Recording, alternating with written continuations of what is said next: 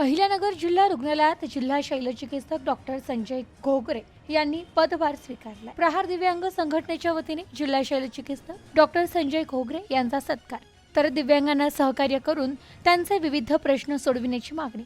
Doctor Sanjay Ghogre यांनी पुन्हा पदभार घेतल्याबद्दल प्रहार दिव्यांग क्रांती संघटनेच्या वतीने त्यांचा सत्कार करण्यात आला, तर दिव्यांगांना सहकार्य करून त्यांचे विविध प्रश्न सोडविण्याची मागणी यावेळी करण्यात आली आहे। या प्रसंगी प्रहार दिव्यांग संघटनेचे जिल्हाध्यक्ष ॲडव्होकेट लक्ष्मण पोकळे, विजय हजारे, राजेंद्र पोकळे, गीतांजली कासार, वसंत शिंदे आदी उपस्थित होते। ॲडव्होकेट लक्ष्मण पोकळे म्हणाले की डॉक्टर संजय घोगरे यांनी यापूर्वी देखील उत्तम प्रकारे जिल्हा रुग्णालयाचे काम पाहिले। दिव्यांगांना अपंगाचे दाखले वेळेत मिळण्यासाठी त्यांनी सहकार्य केले।